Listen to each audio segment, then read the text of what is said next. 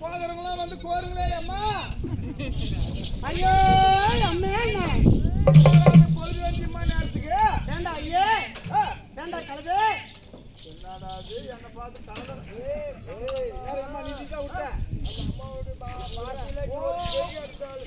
ஏமா இது நம்ம ஊர் பாசு கிடையாது. மலையாள பாசு இருக்குது. சொல்லுமா ஏண்டா ஐயே ஏன் அம்மா நானும் இந்த தெய்வ சபையின் முன்பதாகத்தானே வந்த பொழுது ஆமா அது ஆந்திரது யார் என்று தெரியுமா? எனக்கு எதுவேம்மா எப்படி அம்மா கூடிய பொம்பளை அப்படி நான் சொல்றேன் கேளு. சபையாருக்கு சொன்னதான் இந்த உலகமானது ஒரு உருண்டை. அந்த உருண்டை என்பது ஒரு முட்டை வடிவம். கண்டிப்பாம்மா. அந்த முட்டை வடிவமானது ஆமா அதற்குள்ளே நான் ஒரு கருவாகி வளர்ந்து நாள் ஒரு மேனியமாக ஆமா பொழுது ஒரு வண்ணமாக வளர்ந்து வந்து ஆமாம்மா ஒரு நாள் திடீரென அந்த முட்டையானது வெடித்து சிதறியது. ஆமாம்மா. அந்த முட்டை வெடித்து சிதறும் நேரத்தில் அந்த ஓடானது மேலே சென்றது மேலோகம் என்றும் ஆமா கீழே சென்ற ஓடுக்கு பூமாதேவி கீழோகம் என்றும் பெயரிட்டு. ஓஹோ அது மட்டும் அல்லாமல் எப்படிமா அந்த முட்டை உள்ளிருந்த கருவாகிய நான் ஆமா பூமியிலே திருத்த பிறகு ஆமா நாள் ஒரு மேனியமாக பொழுது ஒரு வண்ணமாக வளர்ந்து ஆமா பருவம் அடைந்தேன். நான் தனிமையில் இருக்கிறேன். எனக்கு ஒரு துணை வேண்டும் என்று கண்டிப்பா நான் என்ன செய்தேன் தெரியுமா? அதோ தெரிகிறது பார் செய்யாற்றங்கரை. அந்த ஆற்றங்கரையை சென்று மணலை குவித்து அங்க ஒரு மரக்கிளையை ஊன்றினேன். அங்க அமர்ந்து ஒரு கடும் தவம் செய்தேன். என்ன தவம்? எனக்கு ஒரு ஆண் துணை வேண்டும் என்று. ஓ பெண்மணி உலகத்தில் இருந்தால் இன்னும் இருக்கணுமே. கண்டிப்பா. அதனால ஆண் துணை வேண்டும் என்று ஒரு உருவத்தை உண்டு செய்தேன். ஆமா அந்த மரக்கிளையிலிருந்து ஒரு உயிர் உருவாகி என்னை நோக்கி அம்மா என்று வந்தது. ஓ அந்த மரக்கிளையில. ஆமா நான் உடனே என்ன செய்த தெரியுமா? அம்மா என்று என்னை நோக்கி வந்ததால் என் பக்கத்தில் அமர செய்து இந்த உலகத்தை காக்கும் முதல் கடவுள் நீதான் விநாயக பெருமான். என் வலது பக்கம் அமர்வாய் என்று சொன்னேன். ஆமா அடுத்தபடியாக அதோ செய்கிற பிறகு வைகாற்றங்கரையிலே சென்றேன். அங்கு மணலை குவித்து அங்கு ஒரு மணக்கலையை நீக்கினேன். ஆமா தவம் செய்தேன். ஆமா அங்கிருந்து ஒரு உயிர் உருவாகி என்னை நோக்கி வந்தது. ஆமாமா தங்காய் என்று வந்தது. ஆமாமா உடனே என்ன செய்தேன்? தங்காய் என்று வந்ததா இந்த உலக காக்கும் வைகுண்ட வாசல் என் அண்ணனாக நினைத்து ஏழுமலையான் என் அண்ணனாக அவரை செய்தேன். என்னடா இது 2 முறை எனக்கு ஆண் துணை வேண்டும் என்று நாம் அழைத்தோம். முதல் உருவம் அம்மா என்று வந்தது. இரண்டாவது குரல் தங்காய் என்று வந்தது. மீண்டும் செய்வோம் என்று அந்த வைகாற்று கரையை சென்று அங்க மணலை குவித்து அங்க ஒரு கலையை ஊன்றி அங்கு ஒரு ஆமா அப்பொழுது பெண்ணே என்று ஒரு குரல் வந்தது. அப்பதான் சந்தோஷமானது. ஓ நமக்கு ஒரு ஆண் துணை கிடைத்து விட்டது என்று ஆமாமா சந்தோஷப்பட்டேன். அவர் வந்த உடனே சுவாமி இது மாதிரி நான் 3 முறை தவம் செஞ்சேன். 3வது முறை பெண்ணே என்று அழைத்தீர்கள். நீதான் எனக்கு ஏற்ற கணவன் என்று சொன்னேன்.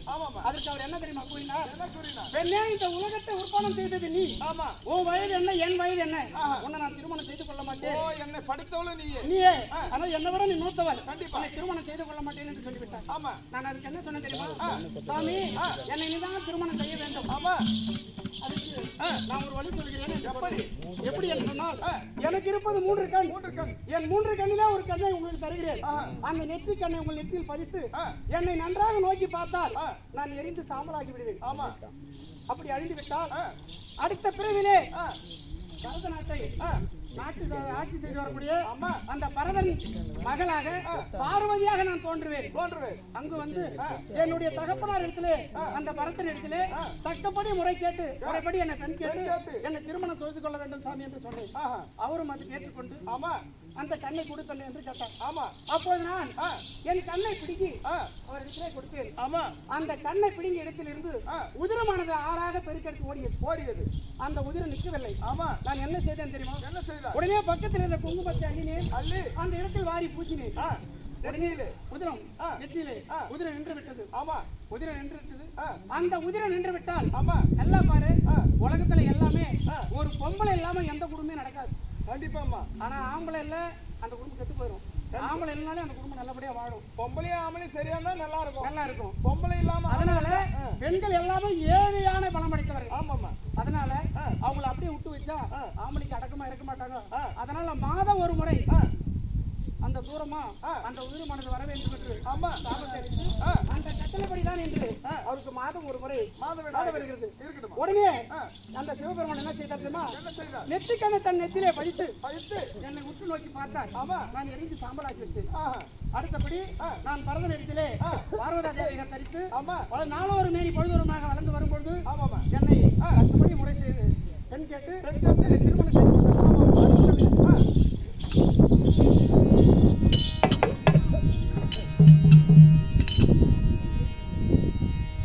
ஐயோ அம்மே அந்த கிழக்கு பக்கம் கவலி சொன்னா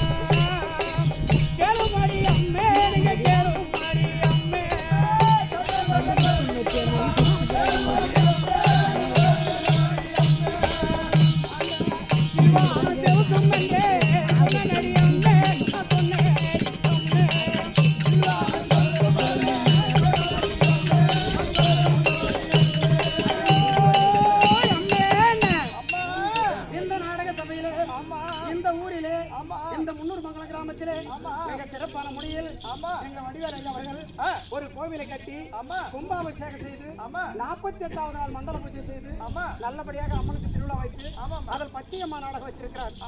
இந்த நாடகத்திலே இந்த நாடக மேடையிலே கிழக்கு பக்கம் அது கவனி என்று சொன்னா கீழ்வானம் சிவக்கும். இந்த ஊரை நல்லபடியா மழை பெய்யும், நாடு நகமெல்லாம் நல்லா இருக்குன்னு புரிய சொல்றோம். கண்டிப்பா. அதுவும் தர கிழக்கு பக்கம் கவனி சொன்னா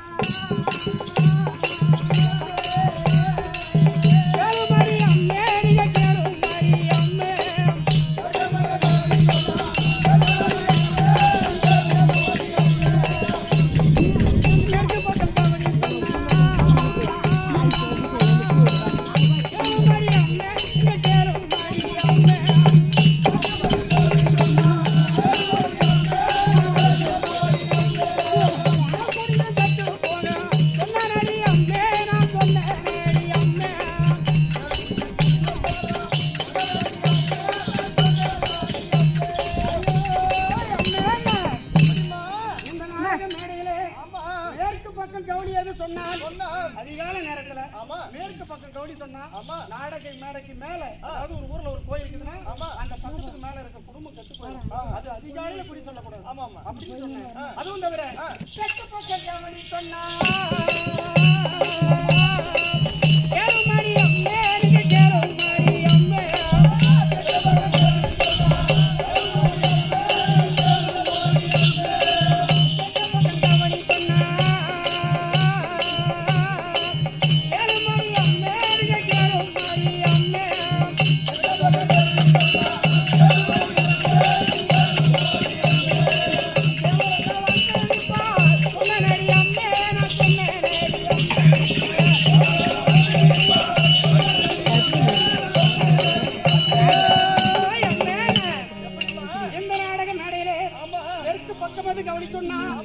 ஆடக்கூடிய நாடகத்துக்கு அனைவரும் சாட்சியாக எல்லாரும் வந்து இந்த வடக்க பக்கம் கவனி சொன்னா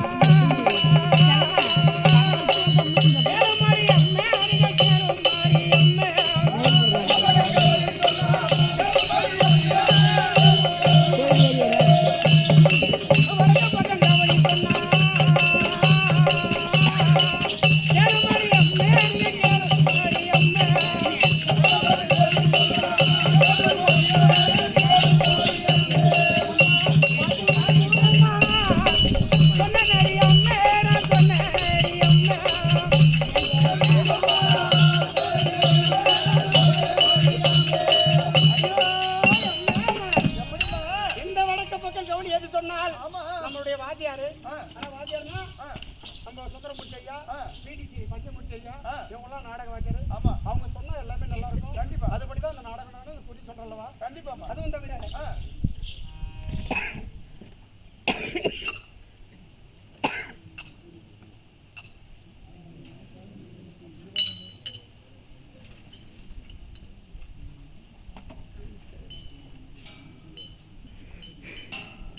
கருமலை மேடுகையில்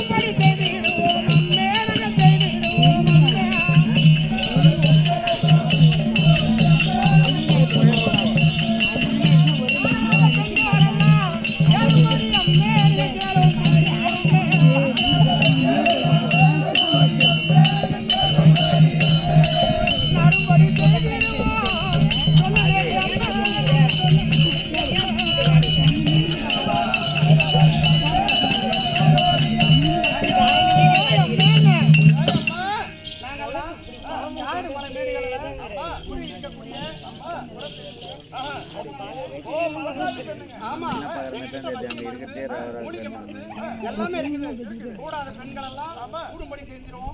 நாடாத பெண்கள் எல்லாம் எல்லாரும் நாடுபடி. ஓஹோ கல்யாணம் ஆகாதவங்களுக்குலாம் கல்யாணம் ஆகும், கல்யாணம் ஆனவங்களுக்குலாம் டைவர்ஸ் ஆகும். கூடாத பண்ண கூட்டி வைக்கிறோம், ஆடாத பண்ண ஆடி வைக்கிறோம். நமக்கு மந்திக்குது இல்லை, மல்லாத்து மந்தி. ஆமா பூரா கண்மை கண்மை. பட்டிக்கிட்டு எல்லா வேலையும் இருக்குது. உனக்கு என்ன வேணுமா இவ்வளவு நேரத்துக்கு? நீ வாங்கி போடப்பா. என்ன சொல்லு ரெடி பண்ணி விடுறேன்.